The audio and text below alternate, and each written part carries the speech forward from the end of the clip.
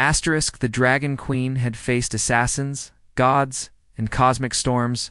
Nothing had ever frightened her. But when she caught a human mechanic casually tinkering with the soul of her entire royal bloodline, for the first time in 10,000 years, she froze. Because whatever he was doing, it wasn't bravery. It wasn't madness. It was something far more terrifying. He actually knew what he was doing, and the heart of dragons listened to him.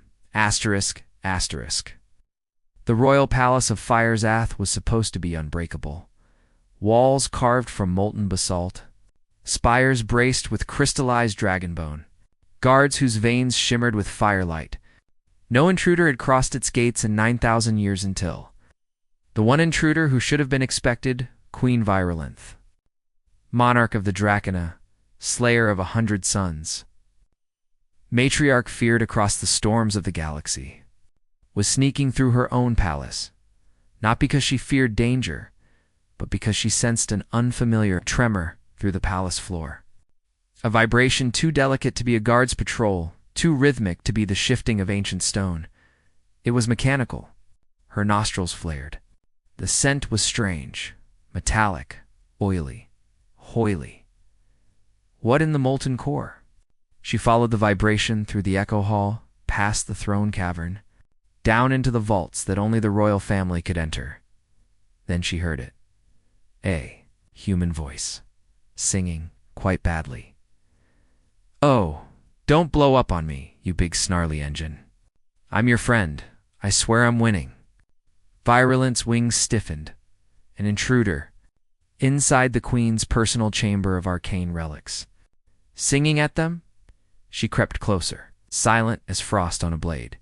And that's when she froze. Truly froze. Mid-step, breath locked in her throat. Fire dimming in her chest.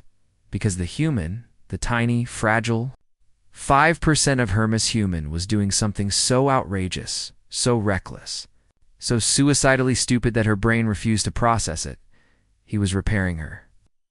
Soulforge Heart, a glowing crystalline core containing the collective memory's lifeblood. An ancestral fire of the royal line, a relic so sacred that even the priest dragons were forbidden from touching it. And yet here was this human dirty jumpsuit, messy hair, covered in grease, leaning over it with a wrench. Tapping it like a stubborn power cell, he muttered, "Come on, princess, don't give me that attitude. I'm trying to save your circuits." Virulenth's jaw dropped. Princess.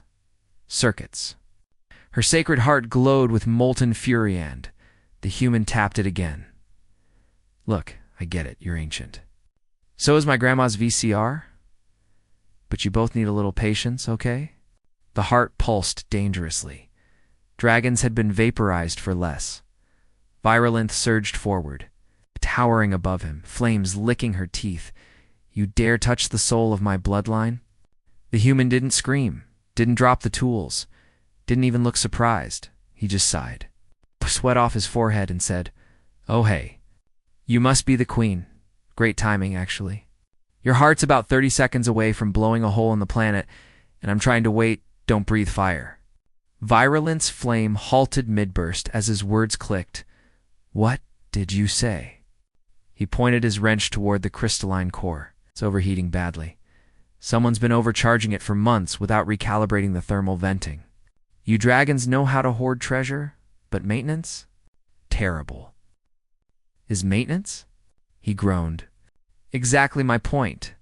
Virulenth, queen of the Dracena, who commanded storms and bent empires, stared stupidly at the human tinkering with her species. Holiest artifact." And then the heart let out a catastrophic shriek, a sound like a star splitting. The chamber shook. The walls cracked. The fire runes buckled. "Get back." Virulenth roared, spreading her wings, but the human leapt toward the heart instead. "Enno, if I don't stabilize it now, it'll rupture." He slammed both hands onto the blazing hot crystal. His skin seared. Smoke rose from his palms. But he didn't hesitate. Virulenth watched, speechless, as this impossibly fragile creature screamed through clenched teeth, "You are not blowing up my first day on the job." The heart writhed with ancient rage. He slammed a tool into the side hard. Light flickered. He twisted a valve. The firestorm. Sputtered. He rerouted a glowing. Conduitand, the heart went still, quiet, balanced, for the first time in centuries. Viral lengths. Mouth hung open. You stabilized it. Collapsed backward onto the floor, gasping, cradling his burned hands. Yeah, you're welcome. You should put a warning label on that thing. Maybe a manual. Preferably both. She stared at him like he'd just rewritten physics. You, tiny human, risked your life. For what? He shrugged, exhausted. Look, Queen. Ma'am, your palace hired me. I fix things. Doesn't matter if they're small engines or... he pointed weakly at the heart. Planet-shattering dragon soul reactors. Her vision blurred. No one, not her generals, not her advisors, not her own kin, had ever touched the heart without trembling. This human treated it like a temperamental machine, and yet he saved it, saved her, saved the entire royal line. She lowered her head, her voice trembling in a way that would have stunned any who knew her. What is your name, little one? Jox, he wheezed. Jox. She tasted the name like a new element. You have done the impossible. He tried to bow, winced because his hands were fried, then settled for a nod. Yeah, well, humans are annoying like that. She stared at him for a long, burning moment. Then slowly, reverently, she wrapped one massive wing around him, shielding him from the still glowing heart. To touch fire and not fear it, she whispered. To fix what even dragons dare not approach. Her voice deepened with ancient weight. You are no mere mechanic. Jox swallowed. Thank you. You, she said, are under my personal protection. No dragon will harm you. No law will restrict you. You may go anywhere in the palace, even the sacred chambers. He blinked.